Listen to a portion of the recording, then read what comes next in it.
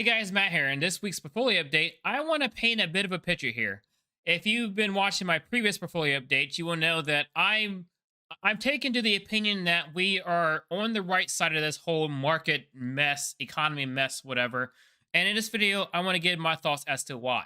And yes, I am saying this while knowing that Google and Meta did what they did in earnings this week. So let's start with the portfolio.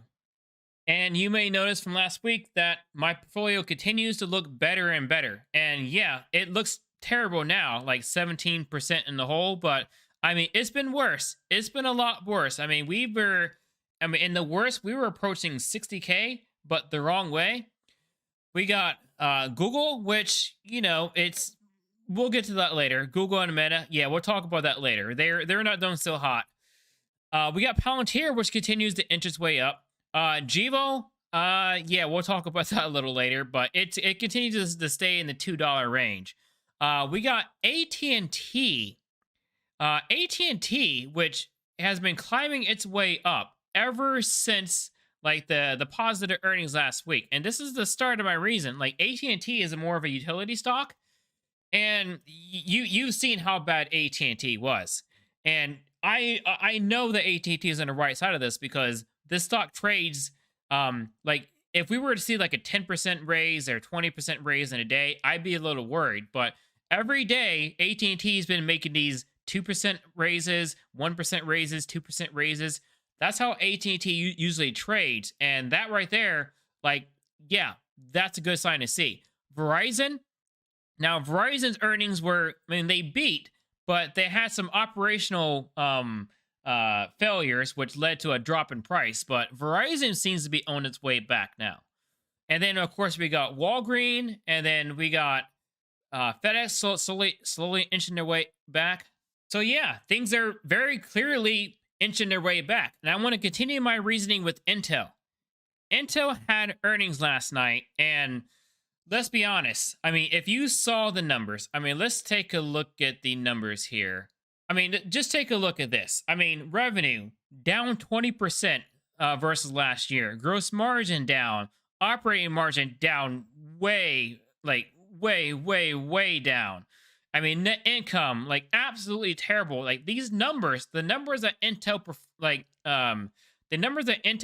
brought up were absolutely terrible. So why did Intel shoot up 10% today? So the first reason I got to bring this up is Intel announced a cost savings measure in which it's going to attempt to save $3 billion in savings off the bottom line in 2023 and $8 to $10 billion in 2025 for a company that's trying to become a leaner and meaner machine with all of its projects coming up, with its fabs and all that stuff. Yeah, this is very welcome information to see that Intel is taking action. And from what I read on the earnings, like, none of its projects got delayed. So everything as far as operational seemed fine. But the real reason is this right here. And I gotta say that I share in this opinion. The short version is that, like, the expectations for Intel were non-existent. I did not expect Intel to perform at all. Like, when AMD releases information about the lack of demand for PC sales and therefore chip sales and the rising inventories that the customers have, yeah, I had no expectation that at all that Intel was going to do well. And neither did Wall Street. We're talking 32 cents expected EPS and only 15.25 billion. Those low expectations, Intel happened to surpass. So what I'm trying to say is Intel did not do as bad as everyone thought they were going to do. And in a market like that, in a market like this, yeah, that is a breath of fresh air. Having a company do not absolutely dog shit terrible is a huge relief in this kind of market. And I gotta say, as someone who, as an Intel shareholder, like, yeah, I'm a little surprised by this 10% move, but I'll take it. Like, I love to see it. And Intel isn't the only one. Like I said, AT&T reported good earnings. Verizon, yeah, there was some disappointment, but their earnings, as far as estimates, they beat.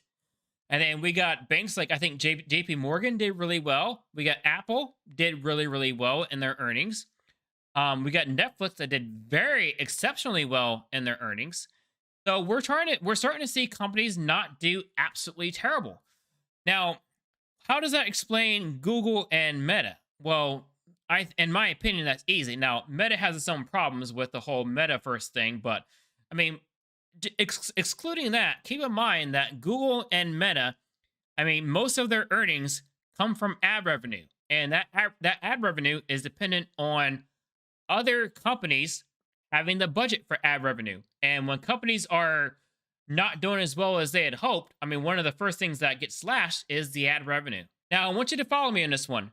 Back in 2021, when the first company started to break, before that, everyone was in greed mode. Stocks were at all-time highs. We all know that. What were the first stocks to break apart? They were the spec stocks, the stocks, the companies that didn't have any revenue, the penny stocks, all that stuff. For example, like Gevo and Hyliion, companies that weren't making any money, Galaxy. I mean, those stocks begin to fall, but everything else was fine. Then guess what came after that? The tech stocks started falling, but the value stocks were fine.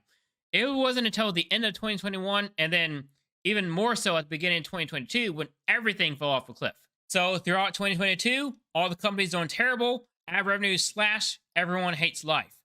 Now we're starting to see companies come back, but I mean, they're not all fully back. They're just now starting to reawaken, which means they're nowhere close to expanding their ad budgets. And that's not going to happen for some time.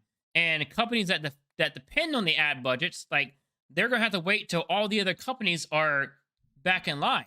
And so what I'm saying is eventually all those companies are going to fully bounce back. Their ad revenues are going to swell, and Google and Meta, they're going to be right back in the game. I mean, as far as dominating players in their field, there's no doubt about it. Either the entire economy breaks down, or Google and Meta are going to swing back. So how am I spending my money? Well, I bought some AT&T, and I definitely bought some Meta, although I probably should have waited a few days, but I did buy some Meta, and I bought some SCHD. Now, how I'm going to keep doing this? Now, as far as my growth stocks, now what I like to do is every month I put in about $3,000 into the portfolio. But then every week, every Monday, I put in about $300 into a growth stock, and every Wednesday or Thursday, I put $300 into a value stock. Now, Monday, like, I am going to start pouring money into Google and or Meta. Probably both. I may alternate, but most of my money in the growth stocks are going to go into these two positions right here.